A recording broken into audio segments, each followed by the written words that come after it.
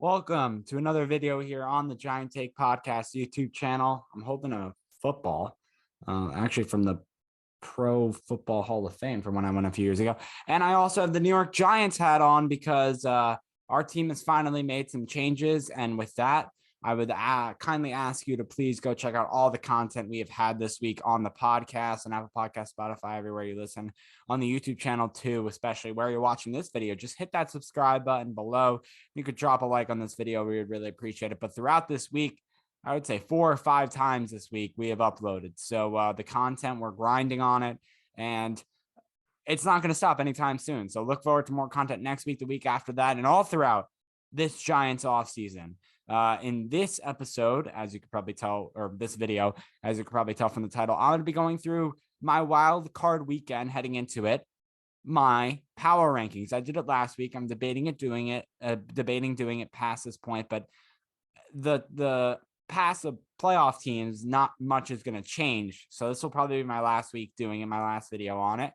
I only did it 2 times, but I thought it was really fun and exciting. So I'm into doing it again. And even though I'm wearing this Giants hat celebrating that we're going to get a new GM and a new head coach, it doesn't mean I'm changing my power rankings, because remember, this is the power rankings of the season, not really the off season. And the head coaching moves or the firing of the head coach and the retiring of the GM isn't going to change how the season went, right? So let's start off with number 32, and that is the New York Giants. I'm sorry, but 4-13, Joe Judge getting fired and Dave Gettleman retiring, I think shows how bad this team was this season. And it's power rankings, right? It's not actually based on standings. It's based on how good the team is doing at the time period. There's a lot of jumps, up and downs, everything of that nature. And the Jaguars, they won their last game of the season. They actually knocked out the Colts from making the playoffs, or was a step in that direction. And the Colts didn't make it basically because of the Jaguars winning. I know some other stuff happened, but Jaguars coming in at 31 at 3-14, they won their last game of the season. Giants, they lost a bunch of games until the end of the season, up until that point.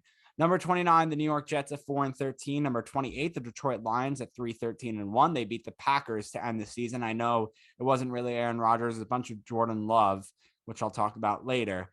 And if you couldn't tell from the last video, I went 1-32. I'm gonna hype the anticipation here a little bit, going from 32-1. And if you didn't watch the last video, please go check that out. But I'll let you know right now that once we get past 20, I do a little bit more in depth into the other teams. So that's why I'm just kind of running through these. 27 Carolina Panthers at 5-12, 26 Houston Texans at 4-13, Washington Football Team at 7-10, Chicago Bears at 6-11. Matt Nagy and Ryan Pace, in fact, got fired from their jobs as coach and GM. Same thing here with this, in 23 Atlanta Falcons, 7-10, and then 22 is what I was alluding to, whatever.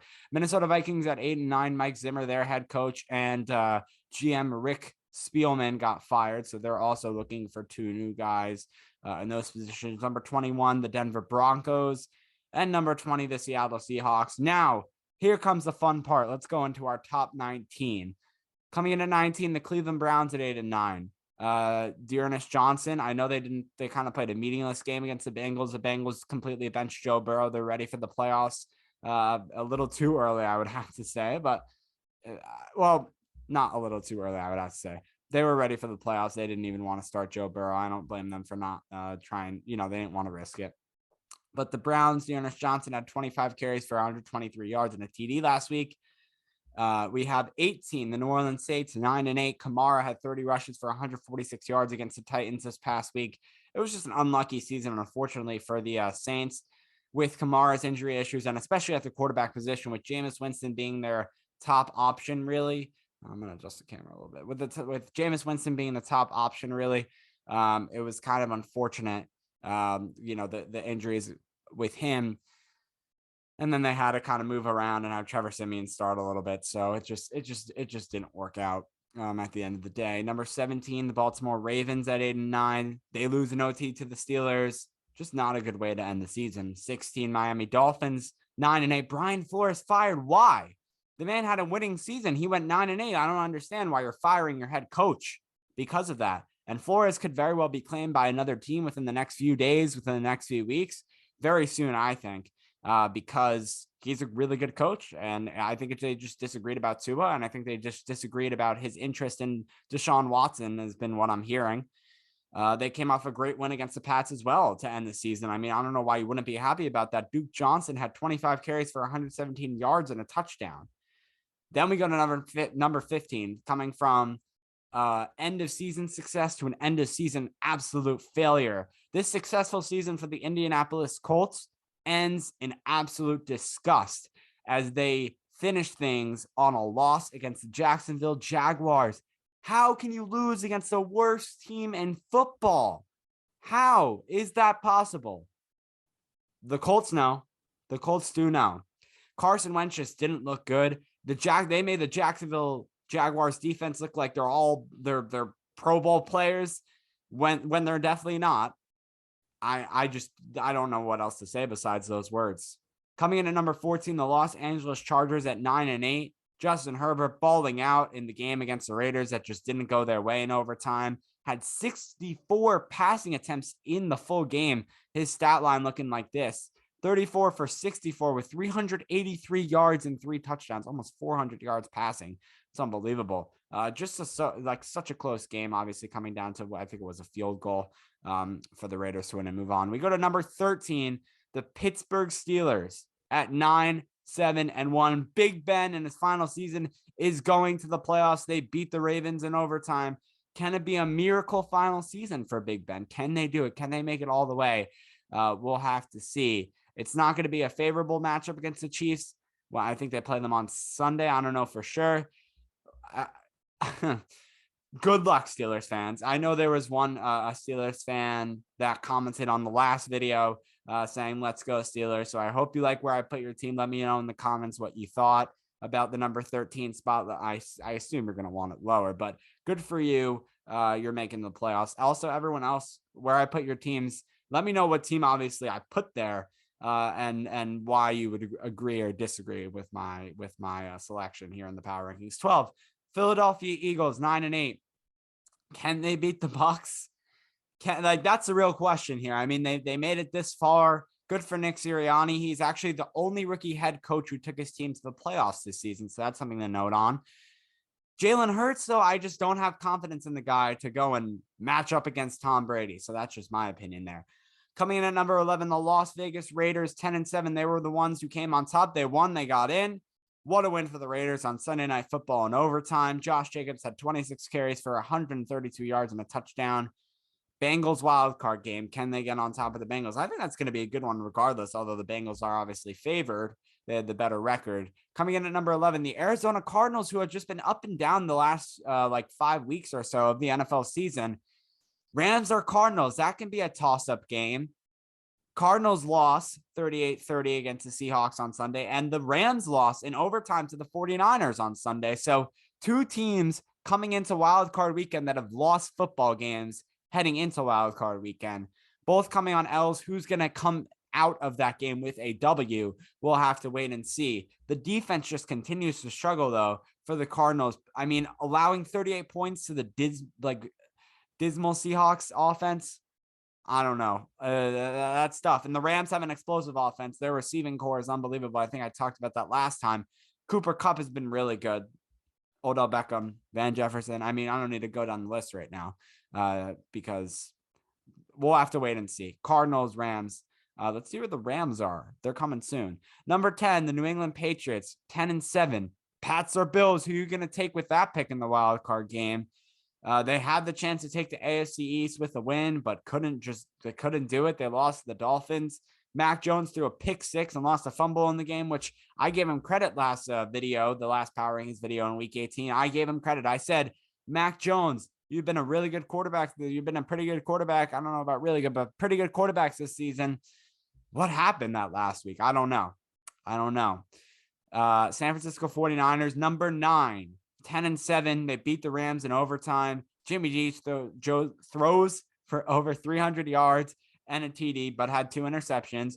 Brandon Ayuk with 6 catches for 170 yards at 17.8 yards per catch, which is unbelievable. Deebo Samuel also had a crazy stat, 4 catches for 95 yards. So those receivers were going for a lot of yards in this game. 49ers, they sneak sneak, I use that word, into the playoffs. Good for the 49ers. Number 8, Cincinnati Bengals, 10-7.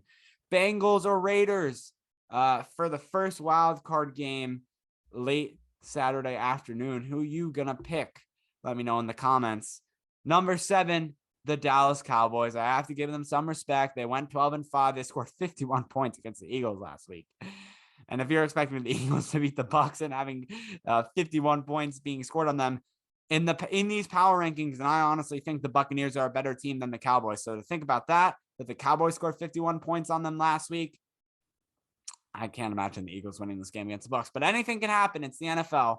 Dak went 21 for 27 with 295 passing yards and 5 touchdowns. And the Cowboys play a favorable matchup this weekend against the 49ers. Number 6, the Tennessee Titans at 12-5.